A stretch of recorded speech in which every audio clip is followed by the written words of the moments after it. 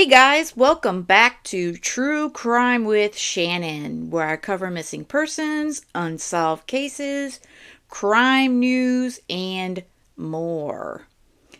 Well, this is going to be one of, I believe I'm going to try to do three from the last couple weeks of the trial. I've decided to do just pieces of the trial and kind of key moments and cover them. This one here, this video is going to cover the testimony from the medical examiner. So this one here is going to be the most triggering of all of them. So please, again, take care of yourselves. If you can't listen and especially watch, because there are photos on the screen that she's talking about, the doctor, please, take care of yourselves again, and you don't need to watch the video, and it's all about your health first as well. So let's get right into the medical examiner's testimony.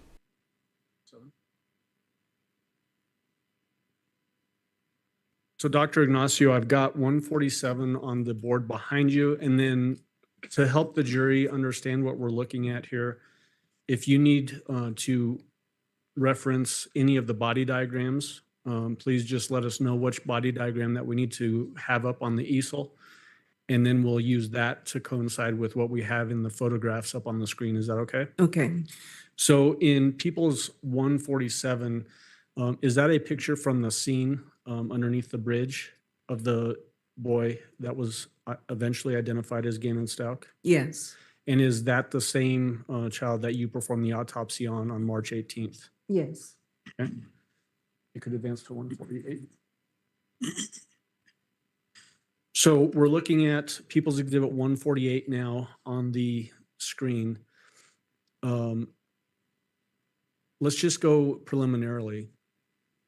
Are there very apparent signs of decomposition visible in People's Exhibit 148? Yes.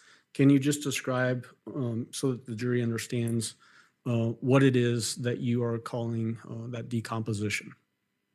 The whole body looks decomposed. It doesn't look like, normal fresh body. You see a brown gray discoloration on the skin. The right hand, you can already see the bones because it's starting to decompose the skin. Dr. Ignacio, that red handled thing is a pointer. I see that you're pointing with your hand. That may help you, may not. It's up to you. Okay. And the tip of that thing pops off just to keep you on your toes, doctor. So you can see that the right hand, you're already losing some skin there, so the bone's exposed. You're already seeing bone here because the skin's already decomposed and disappeared, brown discoloration all over. And then there's black linear lines in the abdomen and chest area, and also on the, I guess would be the left hip there. Are those also signs of decomposition, or what does that appear to be? Yes, I think it looks like could be from the clothing. Okay. So clothing can have an effect on a body as it's decomposing as well? Yes. Okay. So there's a measurement device there in People's Exhibit 148 as well. Yes. Is there a wound apparent in People's Exhibit 148 that you can point out for the jury? Yes, And if you need to stand up, you can feel free. there's a laceration here on the left chest. Right, this one here. You can't really see it clearly because of the decomposition. The lines are ill-defined. There's a wound here, a wound here. Here. There's another wound up here. And then as we go through these photos, is it a wide angle shot like this where you can see sort of contextually where a wound might be, and then it zooms in closer in the next photo? Yes. All right. When you say a laceration, just so that we're all on the same page. It's not a laceration, it's a sharp force injury. Okay. So that's what I wanted to ask you about. A sharp force injury, what does that mean when a person like you, a medical examiner, says that? It's a wound caused by a sharp object like a knife or a blade. Okay. And can you tell us, generally speaking, we're going to look at a number of these sort of sharp force injuries. Are these deep injuries, shallow injuries, generally speaking? It depends. Some could be shallow, superficial, or they can be deep. And that's as apparent in this particular autopsy as well. Some are deeper than others. Yes. Okay. If we could go on to 149. Is 149 a close-up of what we just looked at in 148? Yes, this is a close-up. So can you tell us, as we look at that, how we understand that to be a sharp force injury? What about it tells us that? Looking at the wound here, you can't really tell it clearly, but when it went into the rib, the third rib, you could see that it's a sharp, like clean cut line because it hit the rib and the space between the two ribs, which is called the intercostal space where there's muscle.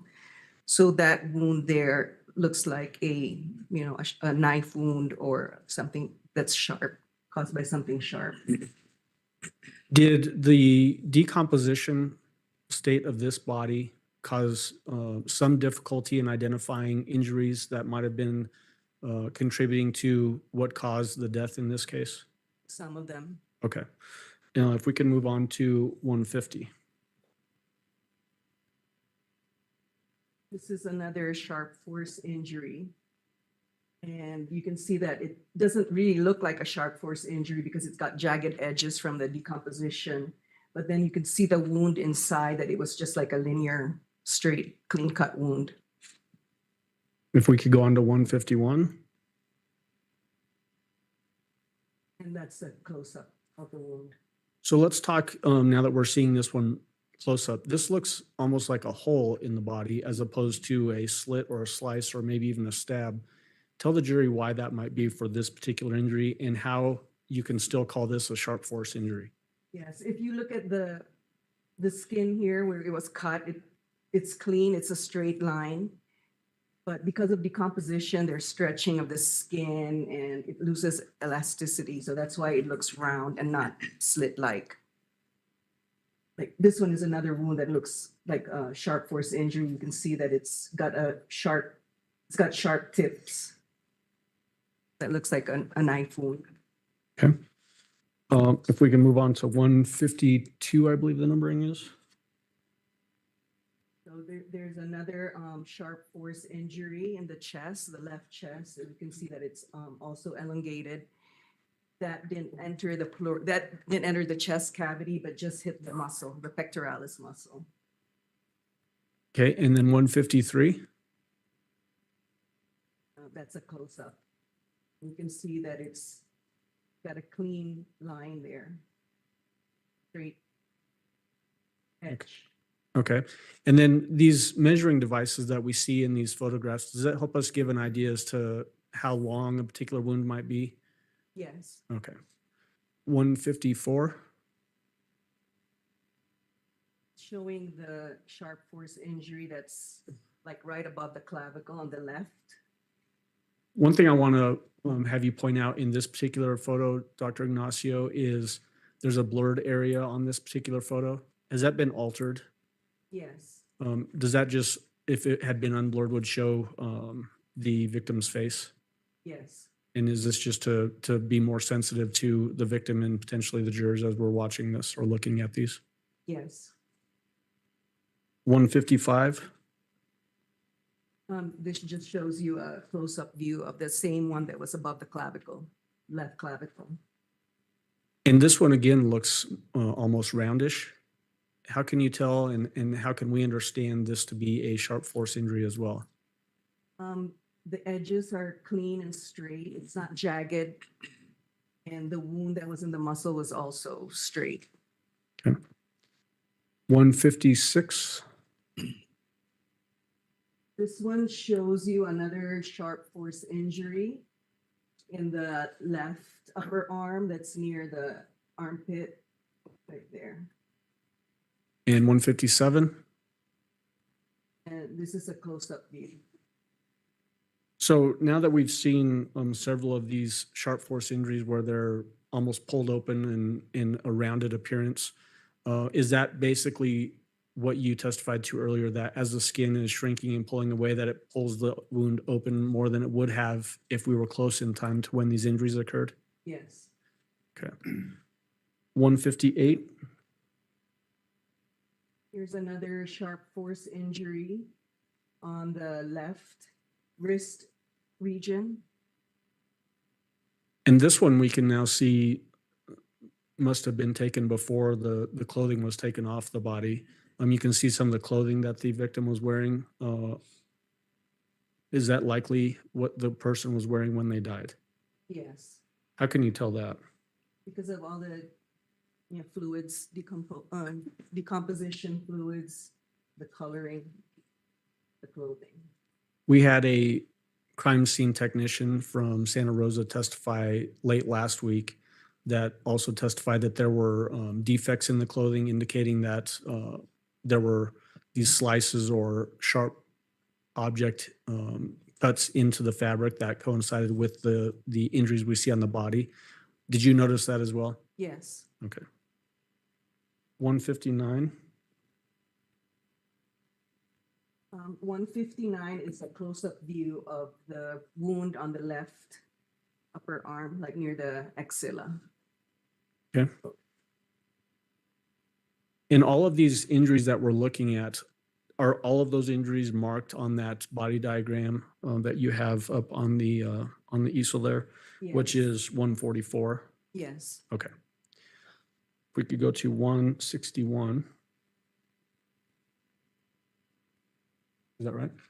160, my apologies. What are we looking at in 160?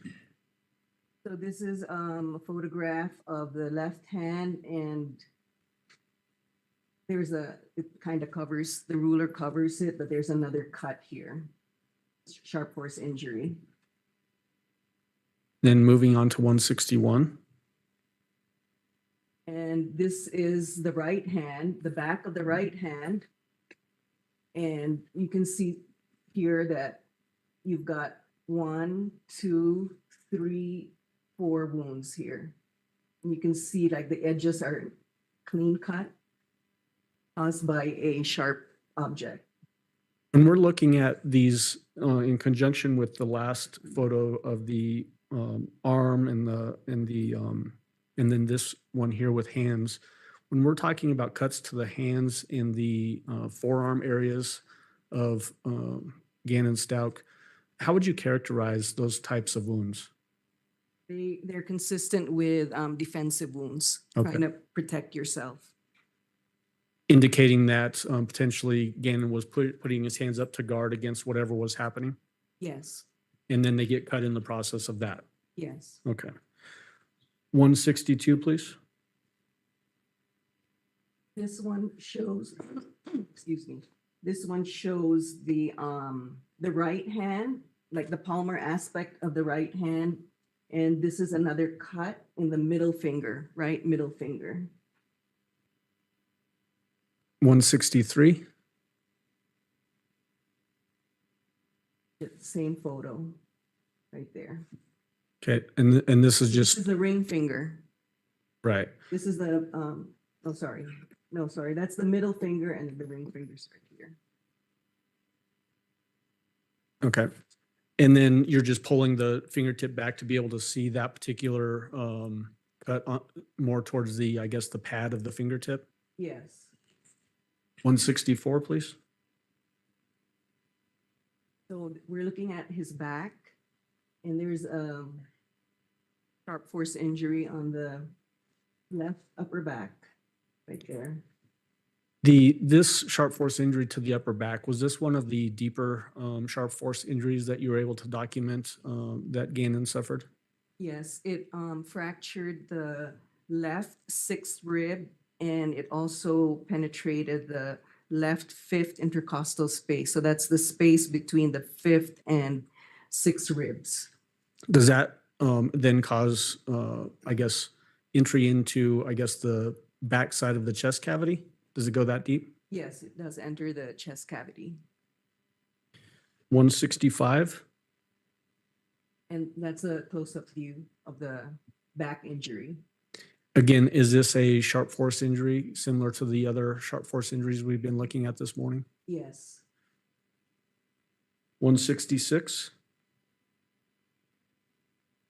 So there's another sharp force injury here. Another one here. Would this be essentially the backside of Gannon's left shoulder? Yes. So this wound ended in the scapula. It hit the bone here, so it just went through the bone, the shoulder blade. And then this one went deeper into the shoulder joint, the left shoulder joint, about 4 inches deep. 4 inches deep, you said? Yes. 167, please. This is a close-up of that more shallow injury, and then the other deeper one is apparent sort of to the left of that. Yes. There appears to be some black fiber there. Can you tell the jury what that is? It could be from his jacket or t-shirt. So basically fibers from clothing. Yes. Is it common for fibers from clothing to get caught up in wounds when there's these sharp force injuries that travel from outside of clothing through the clothing and into the body? Yes. 168. This is another view of the top of the shoulder where you can see the injury that went into the shoulder joint. 169. That's a close-up view. And you know that it's a sharp force injury because it's got clean edges here. So when you're pointing at those, what you call clean edges, to me, it doesn't necessarily look that way, but I'm not in your shoes with your expertise. Those edges that you're pointing at, is that where the skin would have met before being sliced open? Yes, this is fat, subcutaneous tissue underneath the skin. So these are the skin edges, but they just like, stretched and separated. But this is where it was cut. And is this that deeper injury that you mentioned just a moment ago? Yes, To the, basically the top, maybe backish part of his left shoulder? it entered the shoulder joint. Okay. 170. This one is a blurred photo of another sharp force injury on the left forearm. The inside of the left forearm. Yes, And then this one also has a blurred area sort of in the groin area. Do you see that? yes, Is that blurred out just for sensitivity's sake? yes. 171. And that's a close-up view. So you can see it's got another sharp edge and you've just got tissue that's coming out from the wound, but that's the cut edge right here. Okay. And this is on the, what I would describe as inside of the left wrist. Is that right? Yes, Or forearm area? yes. 172. What are we looking at in 172? So this is the head and you're looking at the left side, the ear is right here. So there's a cut right in the posterior or the back part of the ear on the scalp. 173. And a close-up view, the cut. Let's talk, since we're now seeing for the first time head injuries. Can you tell the jury, just so that we're all clear, do head injuries have a tendency to bleed heavier than other types of injuries that a human could sustain? Yes, there's a lot of blood vessels in the scalp. And does that cause more bloodletting, potentially staining of scenes where blood is coming out of a person? Yes. 174. We're looking at the right side of the head and we're trying to show, this time it's a laceration. It's not caused by a sharp object. It's caused by a blunt object. So we call them lacerations because it's so hard to see because it's decomposed, but the edges are jagged and underneath the skin, you can still see what they call tissue bridging. That means it wasn't completely cut. Like with a knife, you can completely cut the skin and the subcutaneous tissue, but with blunt trauma, with a blunt object, you may still see some tissue that's not separated yet. So this is a laceration on the right temporal region. So would this be basically right side of the head towards almost a little bit to the back of the head there? Yes, the ear is right here, right ear, and then you can see that there's a wound here. Okay. 175. And here you can see the wound. I don't know if you can see it, but that's the wound right here. And you can see like the edges are not like a knife wound. So these injuries, as you look at them as the expert in this, the edges are different to you from what we've seen before from the sharp force injuries. Yes. And then when we talk about a blunt force injury like this,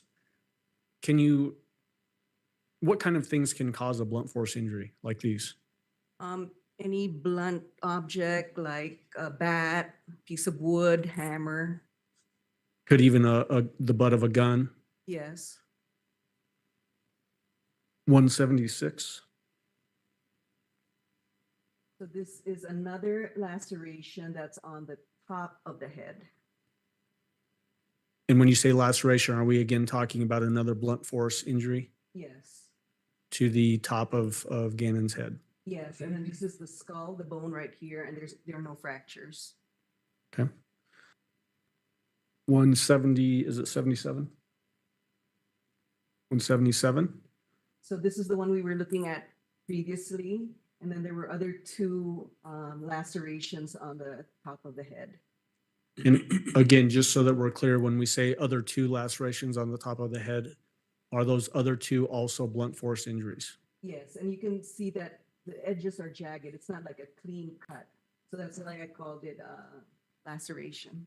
Okay. 178.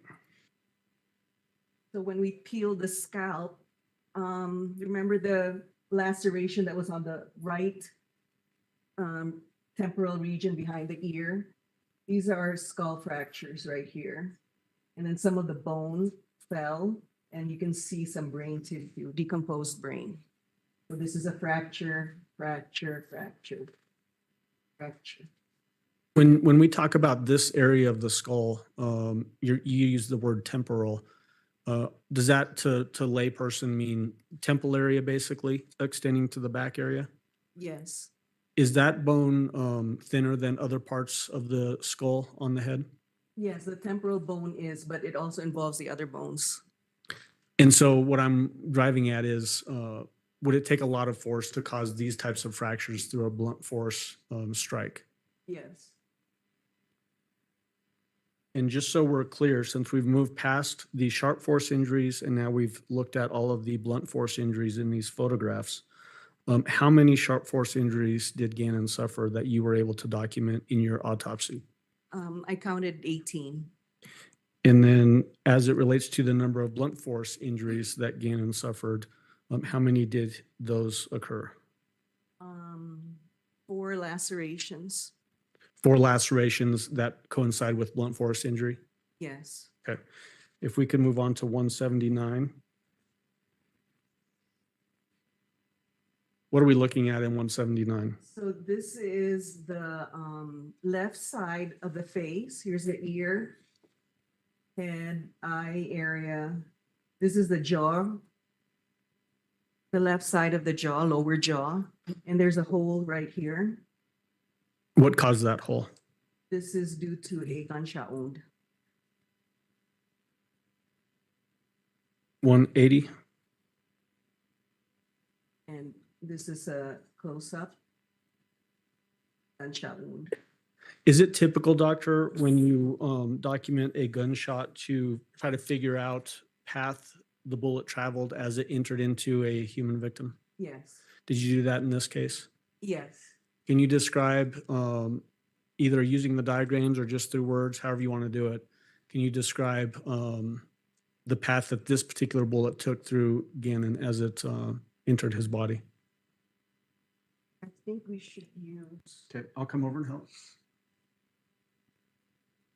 oh, it's not really. Which one do you want? 46, 145? 145?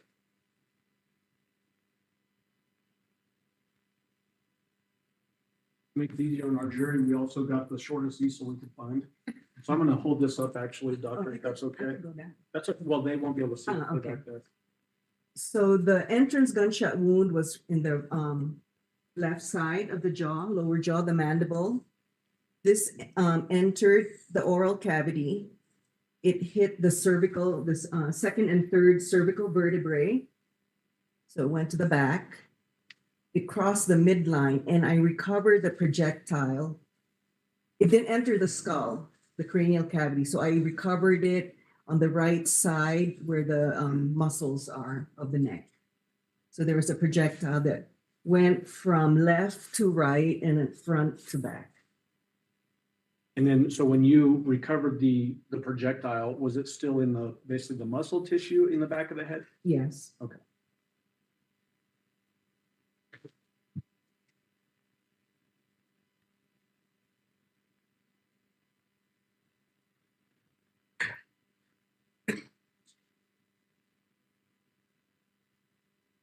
So, doctor, you can sit back down if you'd like.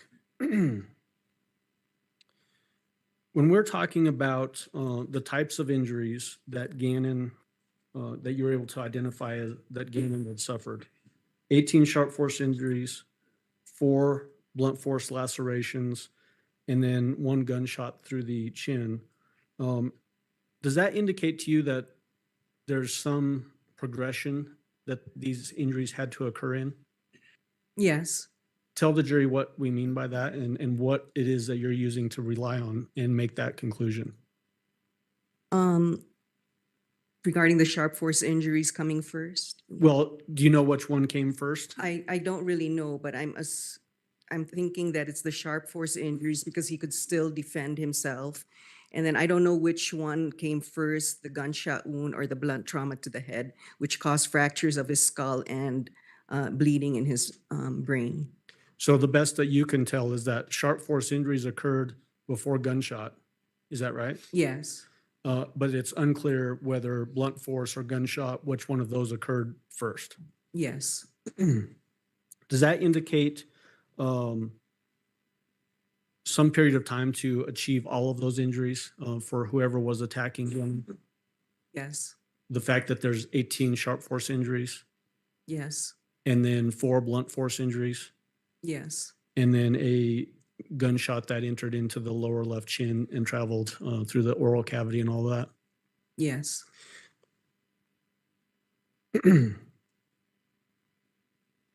What were you able to rule as the cause and manner of death for Gannon Stauch? My cause of death was gunshot wound and blunt head trauma of the head. Were there contributing factors to the cause of death? Yes. Sharp force injuries. Those 18 sharp force injuries that we talked about? Yes. And what was the manner of death? Homicide. Is it typical, doctor, that you perform a toxicology test as well Yes. when you do an autopsy? Yes. What is the purpose of doing a toxicology report? We do it in all violent deaths, and it's to determine whether there were any drugs or what drugs were in the system. Was that performed on Gannon Stauch? Yes. Was there anything unusual detected in Gannon Stauch at the time of autopsy? There were some drugs, or there was a drug that was present. Okay, so let's talk first. Acetaminophen, a typical over-the-counter medication, was that found in Gannon? Yes. Would that be anything unusual that a child would have potentially residual acetaminophen at the time of autopsy? If maybe the patient the decedent at that time was having a fever or pain, they would give them acetaminophen or Tylenol. Would that be common though, in an 11-year-old to find that in a body potentially? No, you don't always see that. Okay. What other things did you find in Gannon's bodily tissues? He also had hydrocodone in the liver tissue.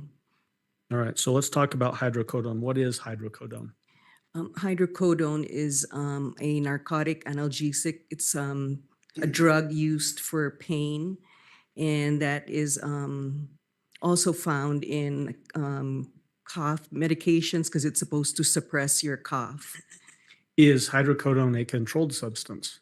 Yes, you need a prescription for that. So I can't just go to Walgreens without a prescription and buy hydrocodone. Yes. Is it indicated as highly addictive?